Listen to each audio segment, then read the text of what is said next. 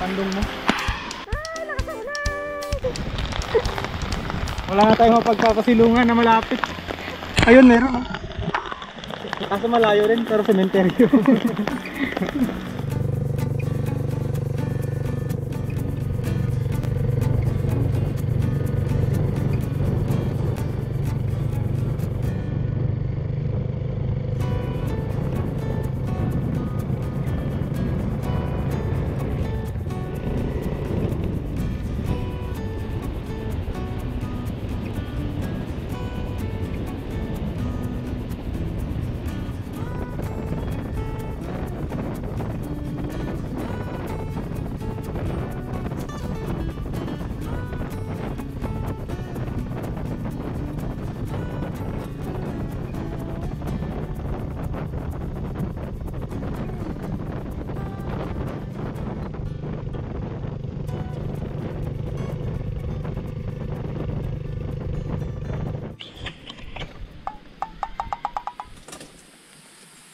Ako po. hindi natin na-check pala. Wow, wala na palang gas. Oh no. Mukhang magtutulak tayo ah. Tulak talaga to, hanap tayo ng tindahan nito.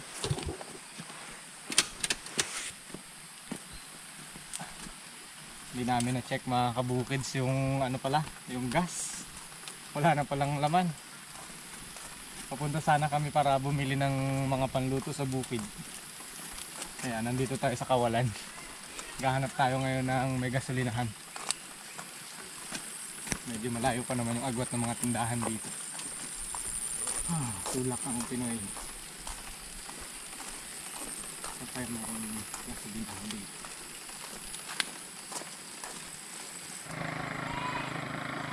Dumawa naman pala eh.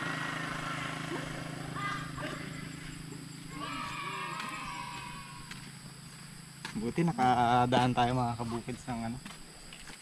Mabait si kuya. Nagtanong ako kung may gasolinahan, pakihawak mo daw. Tapos sabi niya bibigyan niya na lang daw ako ng konti para makarating. Malayo pa daw kasi yung ano, tindahan na kasunod. Aabot na siguro to.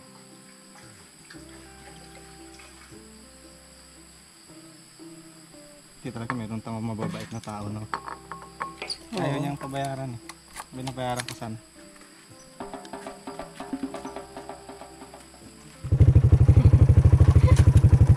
Pero mo bibili lang tayo mga kabukids ng ulam. Na ano pa tayo? Naubusan pa ng gasolina sa Kawalan. Medyo malayo kasi pupuntahan natin. Kaya yun. Kanina naghahanap kami ng mga pangulam-ulam doon sa barrio mismo. Wala eh. Tayo dun sa may Malulok. Mga 16 siguro yun. 15 to 16 kilometers sa bahay.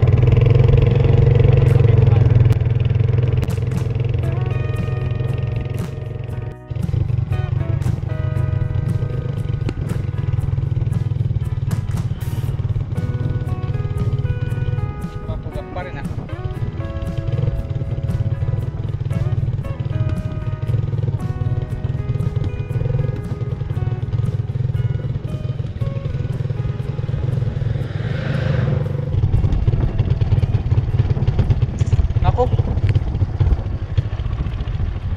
Ubos na. Oh no. Ba't ganun? Pinangmumog niya lang. Oy, ay. Konti pa lang yung nababiyahe. Mukhang pinangmumog niya lang yung gasolinang binigay ni kuya. Nakausa din tayo ng konti. Nabawasan yung tulak.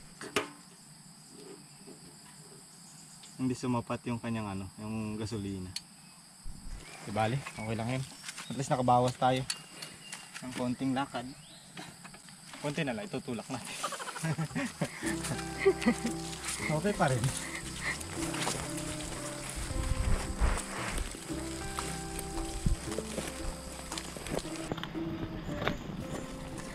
Gusto mo ikaw mag-drive? Tulak ko. Mas madali ba yun? Ha? Kaya mo naman, di ba? Subukan mo. Sige. Para itutulak ko, ikaw mag balance mo ha. Sigurado ka kaya mo ha? Okay, tulak. Okay.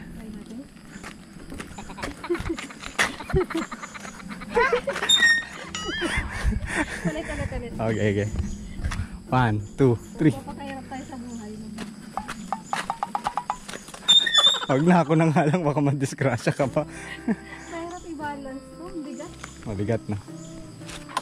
Pang ano lang ako. Motorbike.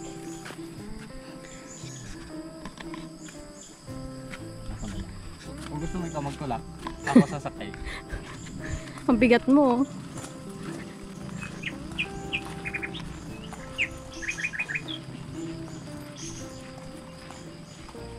Ang ganda ng huni ng mga ibon.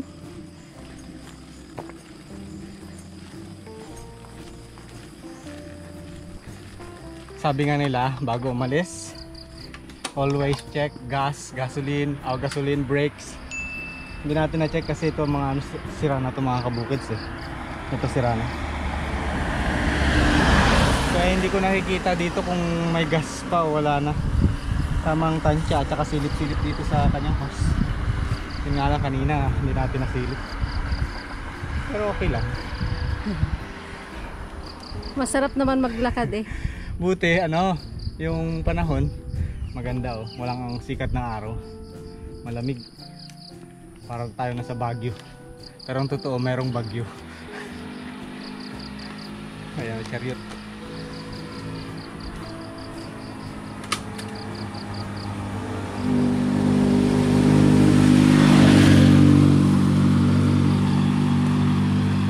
Malapit na rin yata ito, ba? Malapit na din na. Kalahating kilometro na lang.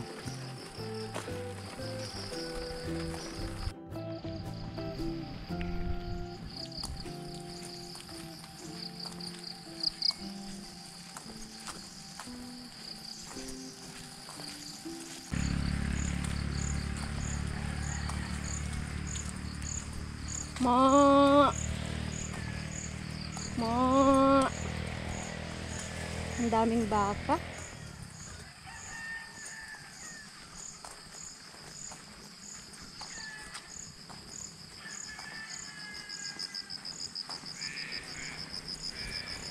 Struggle is real. Grabe yung pawis mo, namumuo na. Akala ko kanina mga kalahating kilometro na lang. Kulang-kulang pa pala 1 kilometro. Ayan, andito pa lang tayo sa rancho ng mga baka. Ang ganda rito. Malilim yung ilalim, tapos malinis. Dahil nga kinakain ng baka. Mabuti hindi mainit yung panahon ngayon. Nakisama. Kaya nga. Yan may pahingahan, pahinga muna tayo konti. Merong nakalaan sa ating waiting shed. Recharge muna. Oh. Dito masarap magpahinga.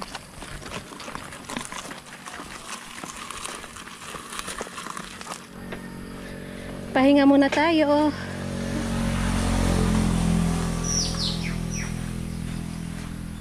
Oh. Ang ganda dito oh. Maliwalas. Pawisan. Itong daanan na to mga kabukids ay papuntang Coron. Actually itong barangay na to, Barangay Bintuan, ay unang barangay mula sa amin na papuntang Coron. So Coron na rin ito. Bayan na rin ng Coron. So yun. Ang init. Dami palang mga pansabong dito. Ang laman nito ay mga panabong naman, mga baka. May mga ano sila dyan eh. May mga kabayo. Marami rin ako nakikita. Tapos pasadyang mga tanim na mangyum trees. Ito, ginagawa tong pasilungan ng mga rider na pag inaabutan ng ng ulan. Dito marami ako lagi nakikita ritong tumatambay pag maulan at saka sobrang init. Ginawa nila ng pahingahan.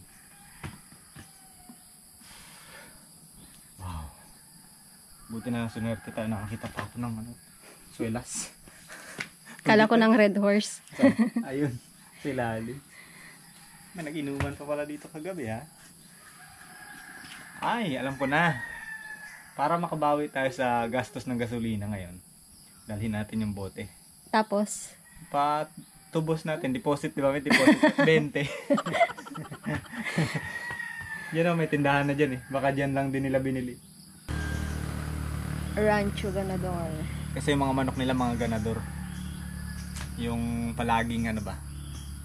Palaging nananalo yung manok. Kaya ganador. Pag sinabi mong ito yung manok ko, ganador to eh. Ibig sabihin marami ng laban na ano, na panalunan. Parang veterano siya doon.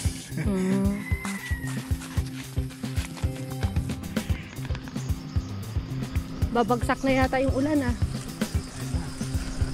Abutan pa tayo. Ay, wag muna please. Umalis pa naman tayo dun sa waiting shed. Malayo na rin balikan. Malapit na sa kalagitnaan na tayo ng tindahan.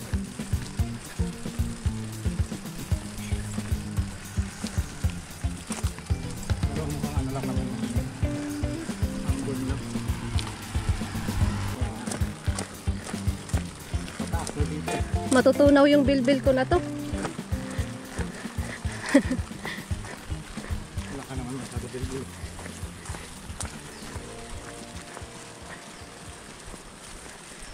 Sarap maligo tuloy sa ilog. Nainitan ang katawan ko. Wow. Ang linaw ng tubig. Sarap maligo. Tumalon. Yan na. Ulan na nga.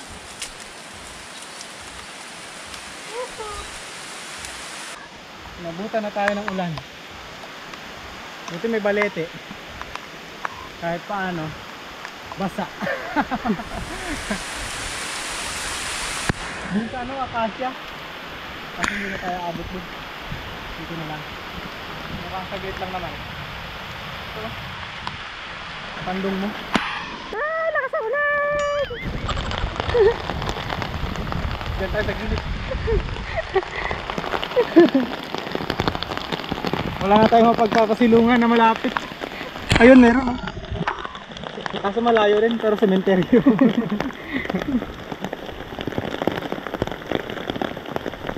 Ay, ay, ay. Ang saya-saya. Ang saya ng ating adventure.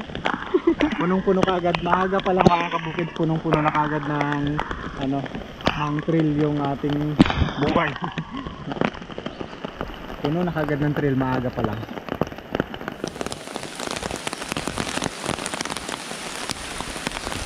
Sulit talaga yung ulam eh. Dapat masarap to ah. Kailangan ano to, yung special. Nilagang baka gusto mo? Ayun. Doon kanina may baka eh. Nakisilong na nga, kumuha ko ng baka. Sana saglit lang. Mabuti na lang ready tayo. May dala tayong sako. Pasapin ko doon sa upuan ng motor kasi pumapasok yung tubig. Babasa. Sa'yo na lang yan.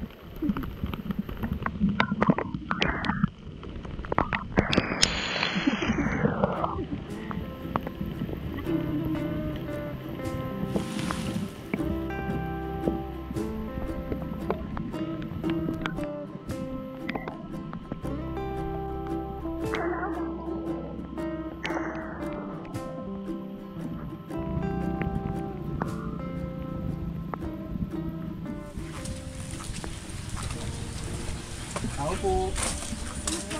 Meron po kayong gasolina? Wala po. Diyan po sa kabila po, sa ibang store. Pabili na lang po ng tinapay. Naubusan kami ng gasolina. Bili tayo tinapay. Pabili na lang po tinapay. Ayun o. Pandikoko. 10 din. Solid kabukit natin, mga kabukit. Si Ate Michelle, Panganiban, shout out. Pag napanood mo Ate Michelle.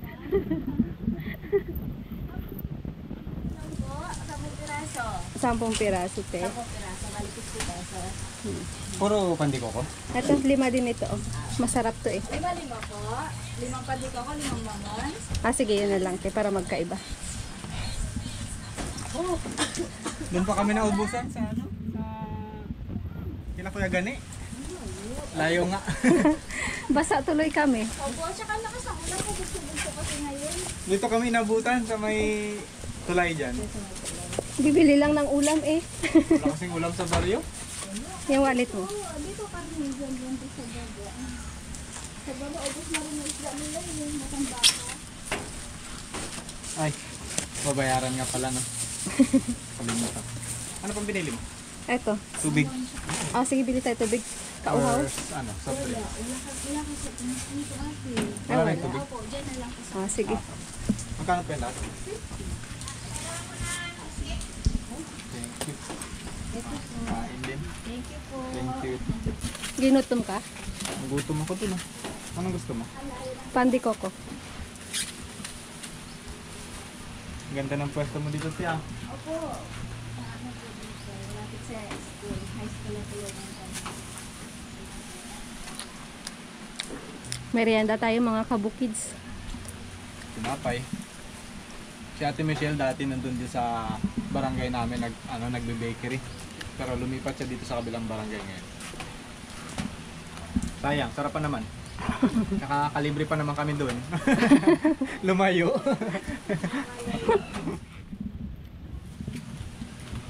Dito may gasolina daw. Ito?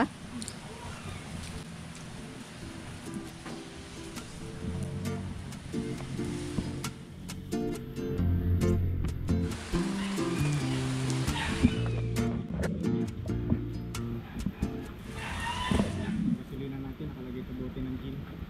4.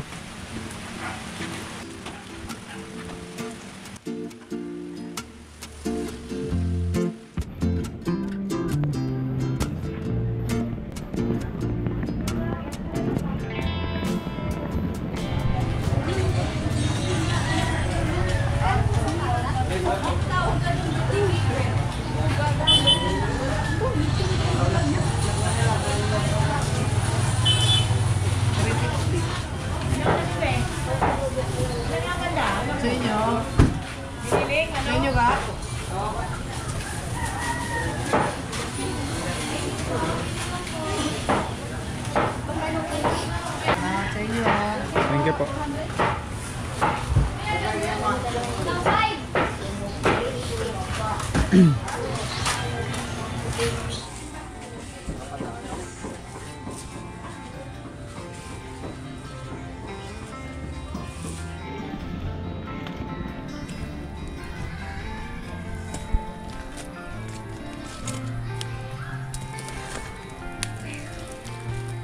Yun mga kabukids, pagkalipas ng mahaba-habang tulakan at basaan sa ulan. Sulit din ang ating biyahe. At tayo meron na naman pang ulam sa bukid. Yun. Bukids! Kids! Pasok na!